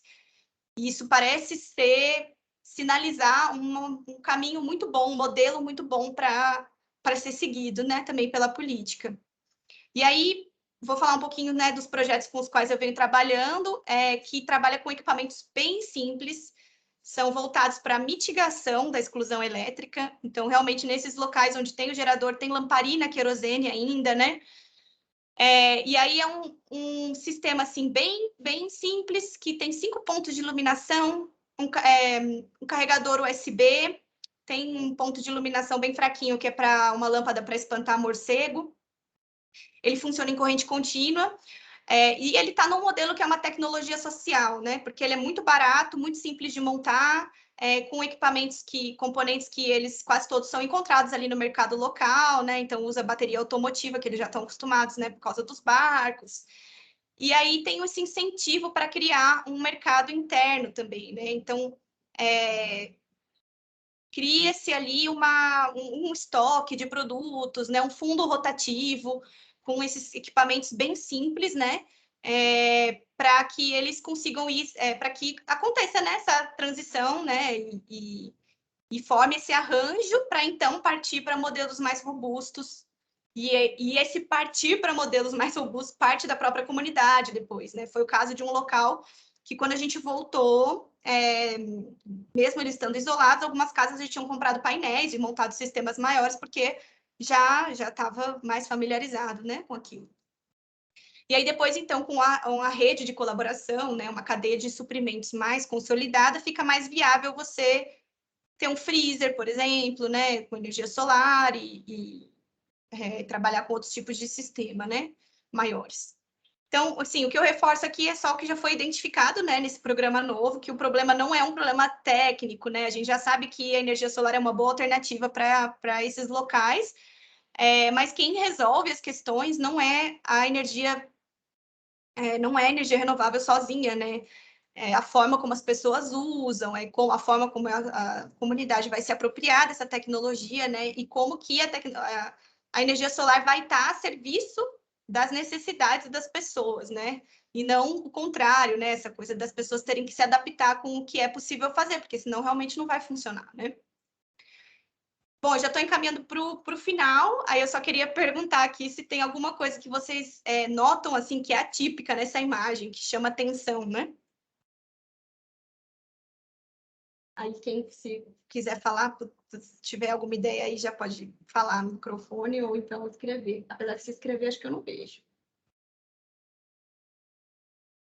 Tá. Parece que... Pode falar. Não, o interessante dessa imagem é que ou as pessoas estão aprendendo ou as próprias pessoas estão fazendo, né? Melhor aí, ensinando ou fazendo. Então, a mulher que está ali jogando alguma coisa no freezer, o pessoal da comunidade que está ali, uns visualizando, né? Eu vejo outros ali tentando fazer alguma coisa com uma placa solar, com células fotovoltaicas, outros talvez com um manual, enquanto outros estão ali consertando alguma coisa. Então, o que é legal é exatamente isso, né? Essa capacidade do local, né, dos residentes do local de aprenderem, de consertarem, eventualmente, os próprios problemas que está acontecendo ali. É isso. E também uma coisa que você falou aí bem rapidinho, assim, é que é uma mulher que está fazendo, né? Então, assim, além de ser a comunidade está, né, participando porque está recebendo treinamento para isso, né? E é lógico que o treinamento não funciona para todo mundo, porque às vezes as pessoas se desinteressam, mas você treina um montão de gente várias vezes e algum ou outro que vai se destacar, que vai querer seguir, né? Mas, assim, é isso, né? Que você chamou atenção, que eles têm esse protagonismo, mas especificamente das mulheres, né? Então, uma coisa que vem sendo muito discutida na literatura internacional é a relação de energia e gênero, né? Então, assim, aqui dá para ver, né? São fotos aqui de projetos e tem as mulheres aí participando. E aí, um é que é o impacto, né? São dois aspectos que vêm sendo muito discutidos, menos aqui no Brasil, né? Mas mais em outros países, principalmente falando de transição energética, né?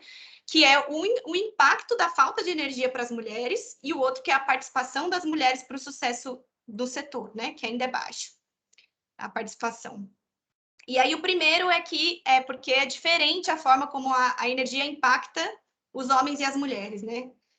Especialmente porque tem normas, né, sociais de gênero, né? Tem relações de poder que se expressam pelo gênero. Então, como, por exemplo, né, são as mulheres que são geralmente responsáveis pelo trabalho doméstico, né, não remunerado. E aí a falta de energia demanda muito mais esforço e trabalho das mulheres, né? Porque elas, por exemplo, né, pensam em máquina de lavar roupa ou coleta de água na Amazônia, isso é super importante. São as mulheres que são responsáveis pela coleta de água em quase todas essas comunidades, né? Então, de certa forma, a falta de energia acaba contribuindo, né? É um elemento a mais não é a causa da desigualdade de gênero, mas é um elemento a mais que contribui para essa desigualdade, né? Para essa condição de que a mulher não vai ter outras dimensões da vida aí contemplada, não vai participar ativamente de atividades políticas e sociais, né, da comunidade, porque elas estão nessa condição do trabalho doméstico e do esforço que é muito maior pela falta de energia, né? E aí o segundo é que tem sido muito destacada a importância da participação das mulheres nas energias renováveis, né? A ONU fez esse vínculo dos ODS, energia e gênero, né? E afirmou o quanto que eles são indissociáveis, especialmente quando a gente pensa em transição energética. E aí, sobretudo na Amazônia, as mulheres têm tido um papel de destaque, né, na gestão dos sistemas. E aí isso você percebe em várias pesquisas, né, em algumas pesquisas que falam que participam da gestão, mas não participam das reuniões, né, porque não acha que aquele é um espaço dela. Então, isso também tem que ser levado em conta, né, assim, no planejamento dos projetos nessas regiões, né? Quais são as necessidades das mulheres, né? Se elas são as principais consumidoras, a forma como a energia vai ser pensada e gerida nesse local, porque elas estão fazendo a gestão, talvez por serem as principais interessadas, né, no funcionamento do sistema, isso tudo deve envolver, né, as mulheres, né, a forma como é pensado, como vai ser feita, planejada a gestão, né. Então, as energias renováveis têm sido vistas como uma grande oportunidade de redistribuir alguns papéis, né. E aí a política energética pode estar articulada com outras políticas também pensando nisso.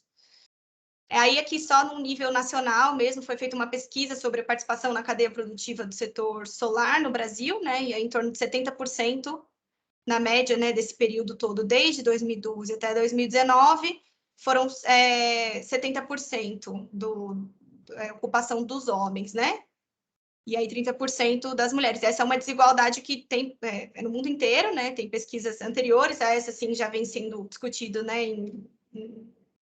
no norte global, né, na Europa. E aí, o curioso é que nessa pesquisa mostra que as mulheres têm escolaridade mais alta, né? E aí, se a gente for num recorte de tomada de decisão mesmo, aí é mais desigual ainda. As mulheres realmente não participam das tomadas de decisão, né, no setor elétrico. E aí, voltando aqui para o nosso cenário micro, né, aqui da Amazônia, a pergunta é essa aqui, né? Como que a energia pode desempenhar também um papel em tratar e transformar essas desigualdades de gênero? Aí, para fechar, eu quero falar desse projeto que eu falei lá no comecinho, né, que ele inclui aspectos de gênero também, que é o projeto Solar Pilar. É um projeto da Light com o Brasil Energy Program do Reino Unido, que busca responder esse desafio aqui, né? Como a eletricidade, então aqui estou mudando completamente de assunto, gente, estou falando de Rio de Janeiro e áreas urbanas de baixa renda, as favelas, né? Como que a eletricidade pode ser mais acessível para os consumidores em áreas onde existe pobreza, mas os consumidores não se qualificam para a tarifa social, né? Então, uma situação ali específica de um local que é né, uma cidade cara, né, que é o Rio de Janeiro. Então, a pessoa pode ter uma renda maior do que a tarifa social permite, mas ela ainda assim é baixa renda, ela ainda assim passa por dificuldade, porque ela está numa cidade muito mais cara, né? Então, como que a tarifa social pode se ajustar a isso também, né? E como que a gente consegue pensar a energia renovável em geração distribuída, né, de energia solar para esses consumidores, né? E aí esse é um projeto que a UNB está participando, daí eu entrei também. Essa Pilar é uma comunidade em Duque de Caxias, então são moradores, né, de 71%, em 2019 tinha até meio salário mínimo per capita, e 30 casas vão receber, então, geração com bateria, e 60 casas vão ser atendidas por uma subestação de energia solar, e 150 casas vão receber medidores inteligentes, né? Aí o que está sendo criado aqui é um laboratório a céu aberto, né? O que o projeto chama de laboratório a céu aberto, que vai permitir avaliar esses desempenhos, a eficiência desse modelo, né? Um modelo de negócio como uma cooperativa, né? Na favela, além da viabilidade de escalonar, né? Então, ainda de forma experimental, né? A ideia é comparar as tarifas elétricas, por exemplo, com horários, nos horários de pico, né, com o uso de bateria, né, nesses horários. E aí o consumidor também vai poder acompanhar por smartphone tanto a geração tanto a geração da energia, né, quanto o consumo ao longo do dia, né? E aí ele vai conseguindo melhorar o planejamento, vai prever a conta, o valor da conta de eletricidade, né? E aí o legal é que esse projeto prevê uma grande participação das mulheres também na gestão desses sistemas, né? Tem um critério que é importante, que é a seleção das famílias que tenham as mulheres aí como chefes de família também. E aí um outro projeto interessante também, né, de energia solar, voltado para resolver essas questões sociais, né? Então, num local que já é considerado universalizado, né? Não, é bem diferente da situação anterior da Amazônia, que não tem energia, mas, no entanto, tem vários outros problemas de energia, né? As ligações irregulares, que levam a um problema de legitimidade no fim da cobrança, né? E aí as pessoas retroalimenta o gato, né? A ligação irregular, porque baixa a qualidade do fornecimento de energia como um todo nessa região, né? Então, aí, quem sabe, assim, a ideia aqui é a gente conseguir responder isso também e promover uma energia de qualidade nesses locais a partir dessa experiência, né, com energia solar. E é isso, terminei. Obrigada pelo convite de novo, pela escuta. E aqui tá aí o meu contato. E a gente pode continuar Lígia. conversando depois. Muito obrigado mesmo. Assunto aí muito importante, né? O impacto, né, que a energia renovável tem aí nas comunidades, principalmente também nas comunidades ribeirinhas, indígenas, né? A gente vê que o acesso é bem difícil, né? E isso impacta na vida das pessoas, né? Principalmente na vida, até na saúde, né? Tem projetos indígenas para poder, com energia solar, para poder captar água, né, de poço, fazer a filtragem, porque eles não têm água potável em algumas épocas do ano, tá? Eu vou deixar aberto também para perguntas, tá, das pessoas que estão participando, vocês podem ficar à vontade, caso vocês tenham alguma dúvida. E aí eu vou colocar alguns assuntos para a gente discutir. Alguém tem alguma dúvida? Tiago, levantou a mão. Eu achei bem bacana seu projeto. Agora eu tenho uma dúvida quanto ao financiamento. Como é que é feito esse financiamento? É por parte da UNB mesmo? Ou vocês têm algum patrocínio? O pilar, né, esse pilar solar, ele é financiado uma parte, né, pela parte de P&D da Light mesmo, né, lá no Rio de Janeiro, e esse fundo britânico, né, que é um fundo para financiar projetos para transição energética em países parceiros, e aí, no caso, é uma parceria com o Brasil, né, do Reino Unido. Então, geralmente, e quase todos esses, né, que eu falei, assim, os projetos que eu fui trazendo de exemplo, são quase todos assim, projetos que são financiados por acordo de cooperação técnica internacional, então tem fundação envolvida, geralmente é assim. E aí o bom disso é que eles vão trazendo todo esse subsídio, né, para a gente ver os modelos que funcionam, né? Ah, que bacana. Obrigado. Obrigado, Tiago. Felipe, levantou a mão. Exatamente. Então, legal o Thiago ter comentado isso, porque esse projeto aí da Lígia, ele é bem 3E, né? E a gente pode fazer algumas cooperações aí, fica em aberto, tá? O I3E, ele tem vários projetos nesse sentido. A gente está aberto em receber e aprender mais sobre esses projetos, a gente tem verba disponível para isso aí. Inclusive, a gente tem um projeto que chama Smart Village, é um projeto mundial, tem vários países, tem bastante na África, principalmente, e a gente faz esse tipo de colaboração aí com as entidades, mesmo que governamentais ou institucionais, pode ser pública, privada, a gente não tem restrição nenhuma, é só uma questão mesmo de divulgação e de apoio nosso a causas humanitárias em geral. Então fica de aberto aí, se quiser conversar depois. Inclusive, eu que sou o tesoureiro aqui da seção Centro-Norte, então fica até mais fácil. É o cara do dinheiro. Olha lá. Legal, Felipe. Vamos conversar, sim. Eu vou falar para o pessoal também isso. Acho que eles vão gostar de saber que vocês têm interesse de participar. Só complementando, desculpa, Tomar, o que o Felipe falou, né? A gente poderia até envolver o WI, né, Felipe? Ou o VIP também. Isso mulheres né, na parte de energia. Tem o I, né? O I, quando é a mulher na energia, é o IP, né? Aí a gente tem aqui na UNB APs, que é o capítulo estudantil de potência e energia, mas também tem o braço profissional, que é junto com o professor Kleber, comigo. Nós temos aqui na UNB também o Young Professional, que eu também sou o presidente. Então, a gente faz um grande conglomerado aí. A gente consegue juntar bastante coisa, o próprio ramo UNB com os estudantes, né? Porque a gente consegue mais a questão da mão de obra, geralmente a gente puxa os estudantes, né? Que eles conseguem trabalhar bem e são mais engajados. E a gente consegue fazer mais essa parte administrativa, organizacional, conselhos, e puxar também a questão das verbas internacionais do I3E. Maravilha. Você está com o cara aí, ó, o presidente, viu, Lígia? Aproveita. Felipe é o cara.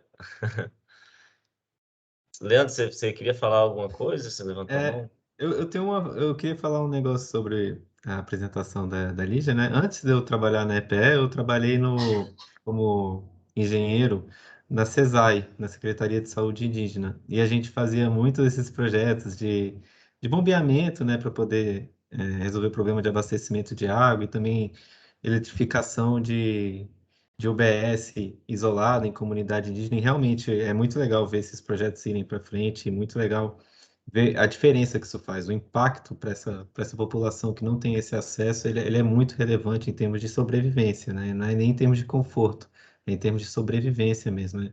É muito legal esse projeto que você toca, o seu trabalho, eu gostei bastante de ver, e em relação também ao projeto do Rio de Janeiro, a questão de perdas não técnicas, ela é muito relevante no Brasil, nos estados do Norte, né? Nas distribuidoras aqui do Sudeste, eu acho que a Light é o principal exemplo. A gente tem um problema de segurança pública aqui, né, para poder entrar nas comunidades e fazer os cortes de gato, né, como é chamado, as ligações irregulares, e também não pode fazer o corte porque essas populações são carentes. Então, aumentar ou empregar melhor, né, o uso da tarifa social é muito importante. Muito legal o seu trabalho, viu?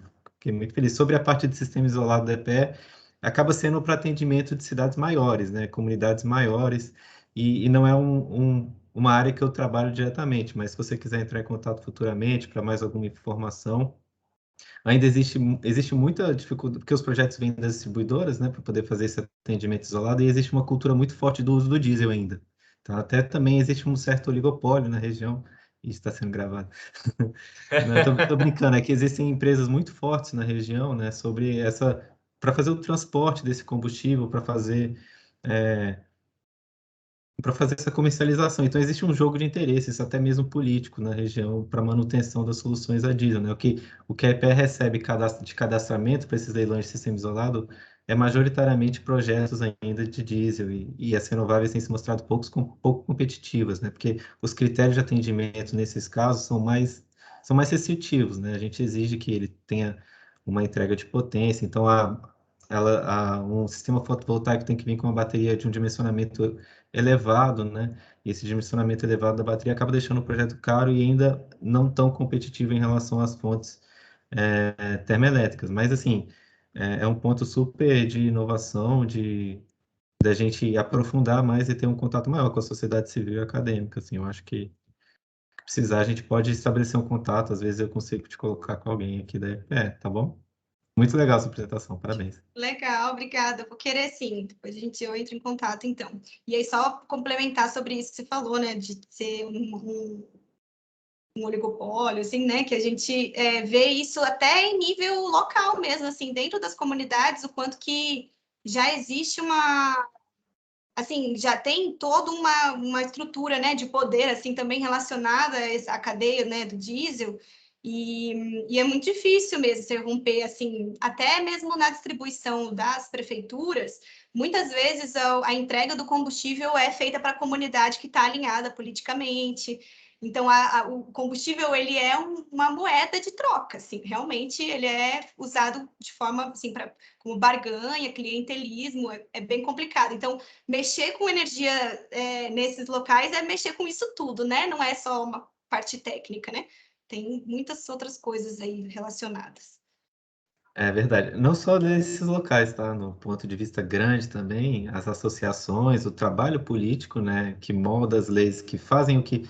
Porque nas contas, nos modelos, quando você coloca os custos, quando você coloca os potenciais energéticos, as características técnicas, as soluções são de mínimo custo, né? Mas quando você entra os jogos políticos, a minha cadeia gera mais emprego que a sua, a minha cadeia, se acabar a minha cadeia, acaba essa região, essa cidade Y ou Z. Então, existe uma conciliação de política pública, não tem como você fazer um planejamento energético 100% técnico sem exatamente essas dimensões que eu comentei no início da reunião. Você tem que entender um pouquinho das limitações legais, das limitações regulatórias, de direito. Inclusive, na UNB, tem um grupo de direito de energia muito bom. Eles fazem eventos grandes, né?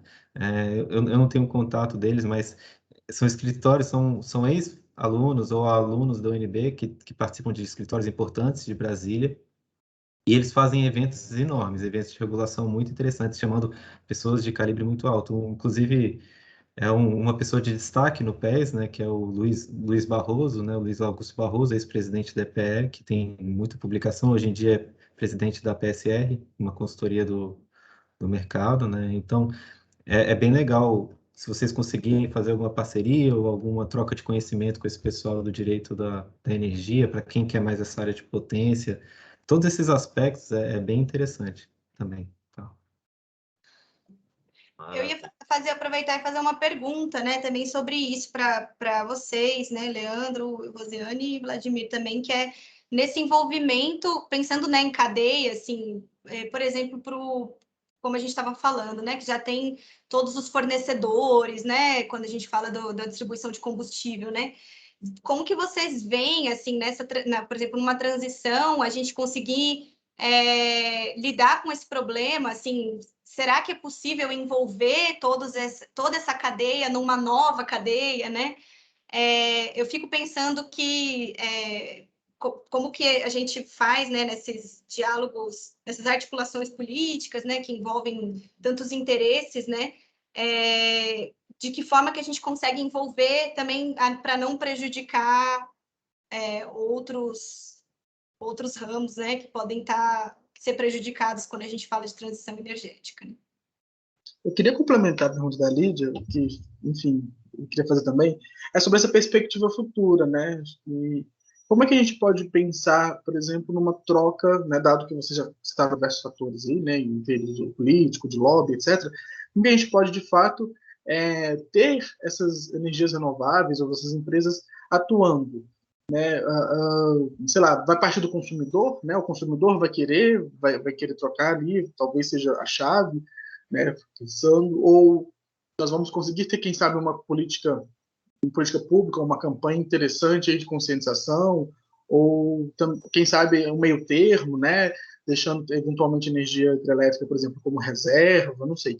Mas existe já algum planejamento para essa transição e perspectiva, né, de como acomodar isso, se isso vai acontecer, né, sei lá, próximo, no curto prazo, ou não tão assim, e quem sabe quem são os principais atores que a gente vai precisar mexer aí para movimentar, né, para de fato fazer isso andar.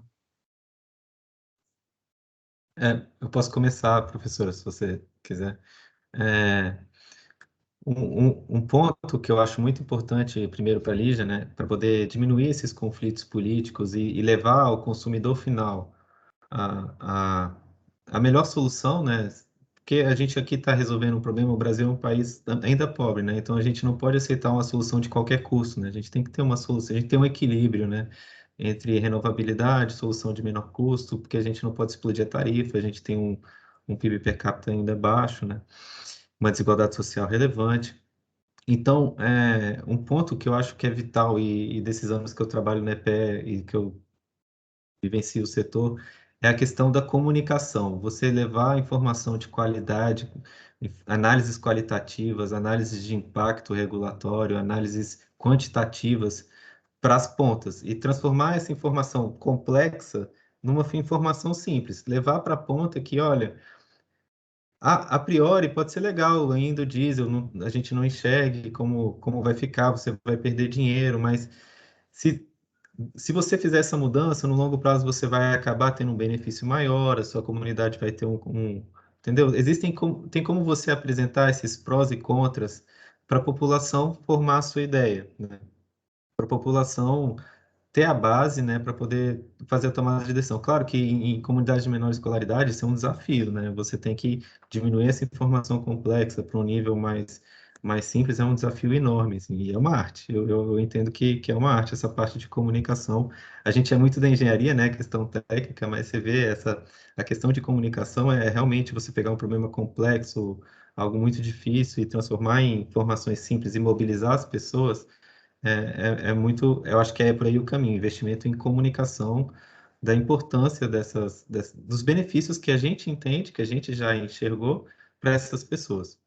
Sobre a, a questão de como trabalhar com essas associações, trabalhar com essas influências políticas, eu penso que ainda bem que a gente trabalha dessa forma, né? Porque isso faz parte do ambiente democrático, né? E não são só os termoelétricos, né, ou as populações acostumadas com o status quo que fazem esse movimento de pressão, esse movimento de mobilização, de narrativa. São todas. A solar também faz a sua defesa, a eólica faz a sua defesa, e é um jogo de interesses. O consumidor acaba sendo menos representado, porque ele tem um menor poder econômico, e esse poder econômico está diluído, então a conta acaba caindo. Uma iniciativa muito grande para você dar mais decisão para o consumidor é você prover a abertura de mercado, né, no setor elétrico. O que que é abertura de mercado? Hoje em dia, eu não consigo escolher de qual gerador eu compro a energia. Eu compro da minha distribuidora. Então, quando eu puder escolher qual gerador, né, quando houver a redução de limites de tensão e de consumo para eu poder fazer a minha própria escolha, assim como é feito já em diversos países do mundo, eu vou poder escolher, eu aceito pagar um pouquinho mais caro na minha parcelinha de geração lá da minha tarifa. Quando você olha a tarifa, ela é um monte de tarifinha, na verdade. Tem a tarifa de transmissão, de distribuição, de, de geração e um monte de imposto em encargo do setor, né?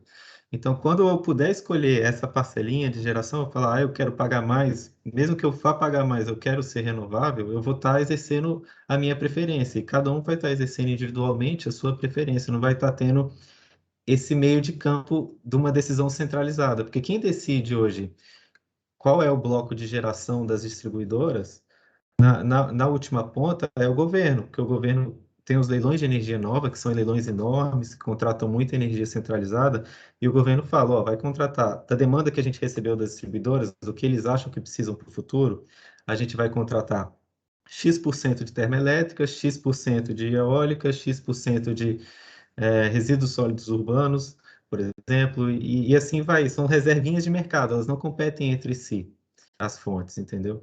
E então acaba sendo um planejamento centralizado, uma decisão centralizada. E quando você tem uma decisão centralizada, se você tem poder econômico, você consegue capturar essa decisão. É pressão em cima dos ministérios. Não, você tem que contratar termoelétrica, senão vai dar blackout que nem está tendo agora. Tem que contratar mais termoelétrica, está faltando termoelétrica no Brasil. Ou então não, você tem que contratar a eólica é mais barato, tem que fazer linha de transmissão, você tem que manter os benefícios para geração distribuída, porque gera muito emprego, e se não tiver geração distribuída, o Brasil vai ser renovável. Então, são muitas narrativas, muitas conversas, não digo narrativas, tem muita informação boa também no tema que fomenta esse debate. Quanto mais informação, quanto mais qualidade nessa informação, metodologia, que aí vem muito da academia, né? Por exemplo, os processos da EPE subsidiam muitas das decisões do MME, claro, contestadas pelos agentes do setor, mas quanto mais a gente aprimorar aquele modelinho que a gente tem ali, que faz a avaliação de custo-benefício das fontes, ou faz a avaliação de custo-benefício de uma política Y ou Z, melhor vai ser esse diálogo, melhor vai ser esse debate, e quanto mais você descentralizar essa decisão também para os agentes, que hoje é tema de um projeto de lei chamado PL 414, que está na Câmara, foi aprovado, do governo Temer, foi aprovado no Senado como PLS 262, hoje em dia é o PL 414, teve uma audiência pública ontem, inclusive, e E ele tem uma proposta de como fazer isso, né? Como que a gente descentraliza essas decisões sem o Brasil faltar energia? Porque senão todo mundo vai querer contratar a eólica, por exemplo. Quem vai contratar a potência que precisa? Aí tem todo esse debate, os arranjos regulatórios que dão sinais econômicos para a sociedade e para o mercado tomar a decisão eficiente, a decisão de preferência, entendeu? É uma equação complexa, mas é bem interessante esse debate. Você falou tudo, hein, Leandro? Deixa nem um pouquinho para mim, rapaz. Mas eu só vou complementar, vou falar duas coisinhas. Você estava falando aí, eu estava refletindo, né? A pergunta da Lígia. Lígia, eu acho que por meio de comunicação, como o Leandro falou, mas também, principalmente, por políticas públicas. Porque a gente vê que, por exemplo, quantos programas apoiados, né, incentivados pelo governo, por governos anteriores, aí a gente vê o Proálcool, por exemplo, né? Foi difundido aí, e aí teve o seu momento de ascensão, outro, não pro álcool, eu estou falando que não existe mais hoje, né? Mas outros programas que se mantiveram. Então, assim, eu acredito que essa inserção que você comentou aí vai ser uma coisa, é uma tendência natural, né? Porque afinal o mundo está globalizado, todo mundo tem que girar, né? Na mesma sintonia. Mas eu acho que principalmente por meio de políticas públicas, né? Que foi essa questão que a gente tinha falado já bem no início eu falei, o Leandro falou e tudo mais. E com relação ao que o Gustavo perguntou, eu penso assim, até eu sempre gosto dessas respostas baseadas no que eu já ouvi de outras pessoas também, inclusive especialistas, né? Porque não tem coisa melhor que a gente ouvir especialista para a gente também, a gente formular as ideias. Então, a aquisição da energia no futuro vai ser uma escolha, o consumidor vai ter essa possibilidade de escolher, né? E eu fico pensando, Leandro, que, por exemplo, se o Nordeste é potencialmente produtor de energia a partir da energia eólica, então, assim, lá, eu fico pensando, né? Essas tarifas serão inferiores a, por exemplo, aqui a região centro-oeste, que tem uma incidência solar maior do que na região norte a maior parte do ano. Então, eu acho que a depender da fonte em que é gerada a eletricidade, essas tarifas elas têm de ser reduzidas naquela região. Então, isso aí vai favorecer também a questão da aquisição, da compra da energia elétrica, né? Eu fico pensando. Bom, é isso, era isso que eu só queria comentar, né? Espero que Sobre essa tenha. questão da tarifa, eu tenho um Sim, comentário, que aí eu levo um pouquinho para minha época de engenharia elétrica, né? sim. Sabe aquela matéria de fluxo que a gente faz e tudo mais? Como é que essas tarifas são definidas, né, no mercado de curto prazo? Existem os gargalos de transmissão. Às vezes o Nordeste não consegue exportar toda a energia que ele está gerando para o Sudeste, que é o principal centro de carga do Brasil. Então acaba ficando com um preço mais baixo no Nordeste, realmente no mercado de curto prazo, do que a energia que está, o custo marginal, né, na teoria marginalista econômica, que está no Sudeste. E quando isso ocorre, acontece exatamente esse benefício que a Rosiane falou, mas esses fluxos e toda essa metodologia, ela guarda pouca aderência com o formato de tarifação do Brasil, porque foi definido regulatório que o percentual da tarifa de transmissão, que a gente chama de selo, que é o rateio do custo total, é muito elevado. E a tarifa locacional, que é exatamente quanto que está sobrando de energia naquela região, tem muita malha de transmissão para eu conectar naquela região? Está sobrando ponto de conexão? Nessa aqui que está apertadinha, vale a pena fazer esse investimento novo em transmissão? Ou será que vale a pena dar uma sinalização para a geração? Ó, se você conectar aí, você vai ter que pagar mais de transmissão. Então, todos esses pontos que a gente vê, né, isso parte da teoria de fluxo, da análise de fluxo que a gente faz na engenharia elétrica. Como que a gente traz isso para a tarifa? Como que a gente transforma os problemas físicos, econômicos que a gente vê nos modelos, na nossa academia, em soluções econômicas que passem para soluções regulatórias, né, que passem para o mercado exatamente aquele sinal correto, sem que tenha uma distorção, sem que tenha um incentivo cruzado, alguma coisa que no final tenha uma boa intenção, mas acaba prejudicando, né? Então, esse ponto que você falou, Rosiane, é bem interessante também. Isso é uma possibilidade no futuro.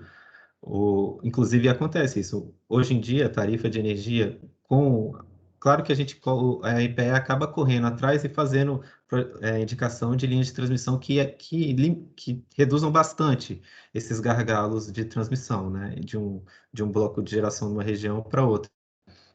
Mas claro que uma indústria que está no Nordeste hoje em dia está pagando menos que uma indústria que está no Sudeste, onde é o principal problema da crise hídrica, e ainda existe uma pequena restrição de transmissão no FNESE, que a gente chama, que é o fluxo norte, nordeste, sudeste. Tá? Então, É muito boa essa fala também, é verdade, Rosiane. Leandro, só uma curiosidade minha. É uma pergunta, tá? É uma curiosidade que na verdade, você falou da questão dessa malha, uma malha maior consumidora, que ali, por exemplo, aqui no Brasil se concentra na região sudeste por conta das indústrias e tudo mais, acaba que a tarifa aumenta também por conta disso. E aí sobra para a gente também essa conta, né? Acaba sobrando. Mas os impactos do mercado de curto prazo, porque os contratos de geração aí já entram um pouquinho mais na carne do negócio, mas É os mais contratos. abrangente do que a gente pensa, né? Desculpa te interromper. Não, é que os contratos de geração da distribuição, eles são. A distribuidora tem três distribuidoras, por exemplo. Uma declara uma demanda de 5, outra uma demanda de 3, uma demanda de 2, num leilão de energia. Aí você contrata a energia necessária para poder fazer essa contratação de 10. Só que cada uma tem percentualmente como contrato esse valor que ela originalmente declarou como demanda. E não necessariamente não tem um sinal locacional na contratação.